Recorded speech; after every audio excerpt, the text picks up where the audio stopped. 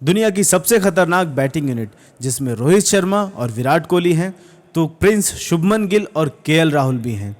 उसे मैदान पे जाके क्या हो जाता है। जहां आज के मैच में लग रहा था कि भारत 150-200 रन की बढ़त लेकर साउथ अफ्रीका को एक पारी से हरा देगा, वहां 6 विकेट बिना एक भी रन जोड़े चलती बनी।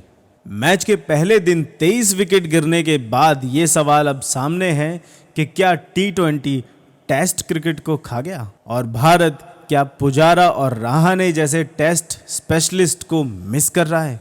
मन के हारे हार है, मन के जीते जीत, घंटी क्या तब बजाएगा जब उम्र जाएगी बीत। जय श्री राम दोस्तों। यूं तो क्रिकेट जगत में ऑस्ट्रेलिया सबसे मुश्किल प्रतिद्वंदी माना जाता है, लेकिन अगर टेस्ट सीरीज में मेजबानी की बात हो तो भारत के लिए सबसे बड़ा अभेद्य किला है साउथ अफ्रीका। भारत आज तक वहां कोई टेस्ट सीरीज नहीं जीता है। इस बार भारतीय टीम कागजों पे तो बहुत स्ट्रांग लग रही थी, लेकिन वो तो वर्ल्ड कप की टीम भी लग रही थी, तो कागजों का क्या अचार डालें। कंट्रोल उदय कंट्रोल। देखिए, अच्छा बुरा दिन हर किसी का होता है, खिलाड़ी का भी और टीम का भी। लेकिन जैसे किसी छपरी शायर ने कहा है कि तेरा तो वक्त आया है, मेरा तो दौर आएगा, वैसे ही भारतीय क्रिकेट टीम का बुरा दौर चल रहा है। मैं जानता हूं कि आज की स्थिति से कल भारत ये मैच जीत भी सकता है, लेकिन उससे भी मेरा वक्तव्य नहीं बदलेगा। ठीक है, भारत की टीम ऑस्ट्रेलिया में 36 रन पर ऑल आउट हुई थी। ठीक है, कई मैचेस में निचले क्रम के बल्लेबाजों ने भारतीय टीम की नाक बचाई थी। ठीक है, आज की भारतीय टीम की टेल अश्विन, लॉर्ड ठाकुर और वाशिंगटन सुंदर के ना होने से कमजोर है, लेकिन लगातार 6 विकेट गिर जाना एक भी रन बनाए बिना, ये तो आत्मसमर्पण सा लग रहा है। विशेषकर इसलिए कि आप दूसरे सत्र में बैटिंग कर रहे थे और दूसरी टीम को आपने वैसे भी बैकफुट पर धकेल दिया था, और आप इस पारी में अच्छे रन बनाकर ना केवल अविजित बढ़त हासिल कर लेते बल्कि पूरी सीरीज ही ड्रॉ करा लेते। साथ में इसलिए कि ऊपरी क्रम के बल्लेबाजों ने पिच की नमी और स्विंग को भी झेल लिया था और बॉल भी पुरानी कर दी थी, इसलिए कि दबाव साउथ अफ्रीका के ऊपर था। लेकिन आपने इस सुनहरे मौके पर ऐसा गोबर फेरा कि फिर से हार की कगार पर आ गए, और दूसरे छोर पर आपका सबसे बड़ा बैट्समैन खड़ा है। ऐसा नहीं है कि आपकी सारी टेल ही खेल रही है। ऐसे में आपको ध्यान आता है कि क्या पुजारा और रहाणे को निकाल कर भारत ने गलती की है। वैसे तो ये हमेशा लगता है जब किसी प्लेयर को निकाल कर खिलाया गया प्लेयर नहीं चल पाता। ये भी शिकायत नहीं है कि रहाणे और पुजारा को गलत निकाला गया, मौके भी उन्हें बहुत दिए गए थे, और भारतीय टीम को भविष्य की ओर भी देखना था, तो कोई गलती नहीं की उन्हें निकाल कर। लेकिन यहाँ ये सोचने की बात है कि क्या हमने टेस्ट स्पेशलिस्ट की जगह टेस्ट स्पेशलिस्ट को ही लिया, या फिर T20 या वनडे में जो चल रहा है, जिसको ऐड भी अच्छे मिल रहे हैं, उसी को टेस्ट में भी घुसा देते हैं। सामने वाली टीम को ही देख लीजिए। डीन एल्गर का पिछले साल में आपने नाम भी नहीं सुना होगा।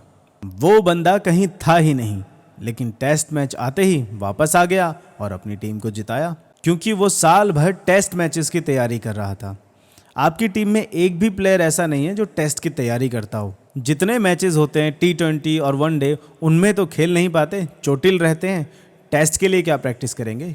आज से 10-15 साल पहले तो फिर भी कुछ शर्म होती थी कि डोमेस्टिक रणजी ट्रॉफी के कुछ मैचेस तो हर खिलाड़ी को खेलने हैं, लेकिन जैसे जैसे IPL बढ़ता गया वो शर्म भी आपने ख़त्म कर दी। आज से 5 साल पहले भी आपके पास अच्छी संख्या में टेस्ट खिलाड़ी होते थे जो या तो कोई और फॉर्मेट खेलते नहीं थे या फिर बिल्कुल नाम मात्र खेलते थे। कीपर के रूप में वृद्धिमान साहा था, मिडिल ऑर्डर में हनुमान विहारी था, बॉलिंग में ईशांत शर्मा, और बाद में तो अश्विन भी टेस्ट स्पेशलिस्ट बन गया था, और फिर पुजारा तो था ही।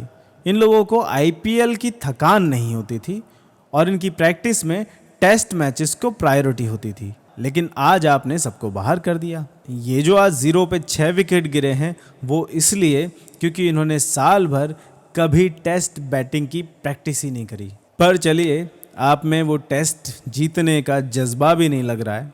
पर मुसीबत तब हो जाती है जब आप इस एटीट्यूड के साथ लिमिटेड ओवर के बाद टूर्नामेंट भी नहीं जीतते। और ये भी ज़रूरी नहीं कि टेस्ट मैच के लिए धीरे या रक्षात्मक खेला जाए। आज की रोहित शर्मा की पारी इसका बड़ा उदाहरण है, लेकिन उससे भी बड़ा उदाहरण है वीरेंद्र सहवाग का करियर। वो रक्षात्मक खेलता ही नहीं था, लेकिन फिर भी सबसे सफल टेस्ट क्रिकेट में ही रहा। अब देखना है कि आज भारत के बॉलर कुछ कमाल दिखाते हैं और साउथ अफ्रीका को लीड रहते या थोड़ी सी लीड देकर आउट कर देते हैं। चित्रकूट में आज हम सुनेंगे अरण्य कांड, दोहा संख्या 32, चौपाई संख्या 1। जटायु की ऐसी गति देखकर श्री राम के चरित्र की एक विशेषता दिखाई देती है। कोमल चित अति दीन दयाला, कारण बिनु रघुनाथ कृपाला, गीध अधम खग अमिष भोगी, गति दीन ही जो जाचत जोगी। श्री रघुनाथ अत्यंत कोमल चित्त वाले, दीन दयाल और बिना कारण के दयालु हैं। जटायु अधम था, मांस का भक्षण करता था, लेकिन उसको भी ऐसी गति दी जैसी योगी चाहते हैं।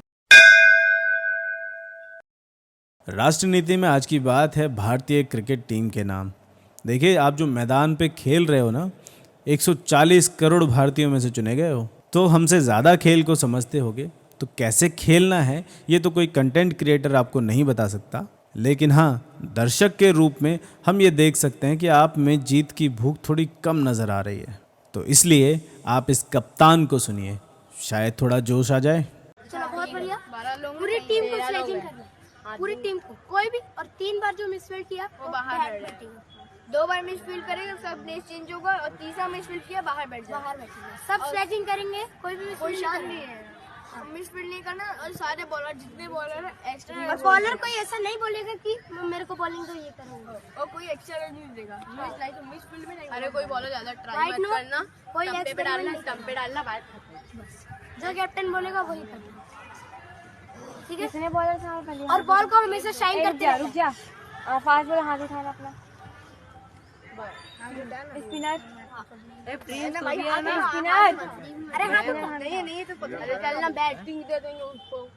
अगर आप भी भारत को जीतते देखना चाहते हैं तो हमारे पेजेस को कृपया लाइक, शेयर और सब्सक्राइब अवश्य कीजिए, क्योंकि खुशियाँ बांटने से बढ़ती हैं।